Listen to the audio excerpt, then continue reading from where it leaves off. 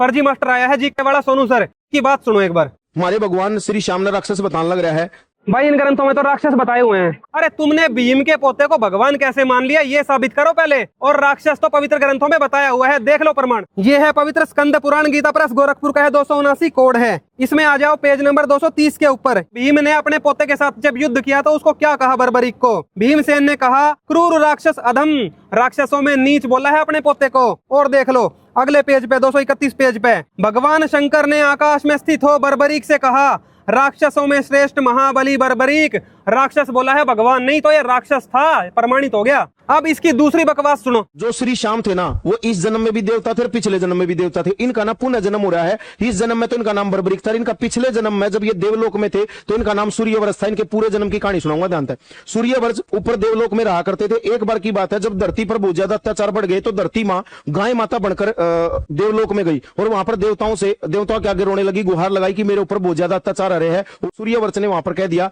कि भाई इस छोटे से कार्य के लिए भगवान विष्णु को कष्ट देने की जरूरत नहीं है, अगर आप आज्ञा दो तो मैं उसका वध कर दूंगा। तो ब्रह्मा जी ने कहा भाई तूने विष्णु भगवान से अपनी तुलना करी है, सूर्यवंश को बोला, और तूने सारे देवताओं में अहंकार वश बात करी, इसलिए मैं तुझे श्राप देता हूं कि तू अभी इसी वक्त मृत्यु लोक में चला जाएगा। सूर्यवंश भगवान को अपनी बात के पश्चाताप हुआ और उन्होंने पैरों में गिरकर ब्रह्मा जी के माफी मांगी। धर्म और अधर्म के बीच की जब लड़ाई होगी तो उस लड़ाई में जाएगा लेकिन तू युद्ध नहीं लड़ पाएगा। वहां पर तेरे को विष्णु भगवान नारायण रूप में मिलेंगे और कृष्ण भगवान के रूप में मिलकर तेरे से वहां तेरा शीश मांगेंगे और जब तू शीश का दान देगा। तो ये तो इसने अपने मुंह से कह दिया कि सूर्यवंश जो इसका पिछला जन्म था उसमें इसको अहंकार हुआ और इसको माफी मांगनी पड़ी ब्रह्मा जी से। तो भाई भगवान की भक्ति करके तो लोगों का अहंकार दूर होता है, और जिसको ये भगवान मान रहा है राक्षस को, उसके अंदर तो खुद अहंकार भरा पड़ा था। देख लो उस जन्म में भी देवता नहीं था, यक्ष था यक्ष। देख लो ये प्रमाण, देखो पेज नंबर 234 पे। इसी समय सूर्यवर्चा नामक यक्ष राज ने, ध्यान से देख लो, देवता नहीं है यक्ष है यक्ष, ये देखो, अपनी भुजा ऊपर उठाकर कहा आप लोग मेरे रहते हुए मनुष्य लोक में क्यों जन्म लेते हैं, मैं सबको मार दूंगा। ब्रह्मा जी को आ गया गुस्सा। सूर्यवर्चा के ऐसा कहने पर ब्रह्मा जी कुपित होकर बोले गुस्सा आ गया, श्राप दे दिया। क्या दिया?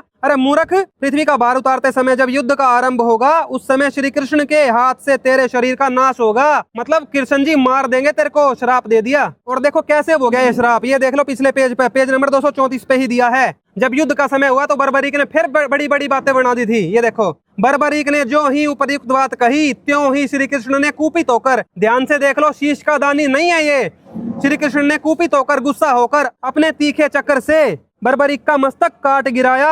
और ये देख लो बर्बरीक का मस्तक कटा पड़ा है और उसका बाप जो कि भीम का पुत्र था घटोत्कच, वो छाती पकड़कर रो रहा है। ये देख लो सिर कटा पड़ा है। भीम के पोते को भगवान बनाने के लिए इतनी झूठ बकने की क्या जरूरत थी? आप अपने घर में कुछ भी मान लो पर दुनिया आज भ्रमित नहीं होगी, क्योंकि आदि सनातन का उस कबीर भगवान का ज्ञान देने के लिए संत रामपाल जी महाराज जी आ गए हैं और सब उनका सत्संग सुन के सच्चे भगवान की प्राप्ति कर रहे हैं।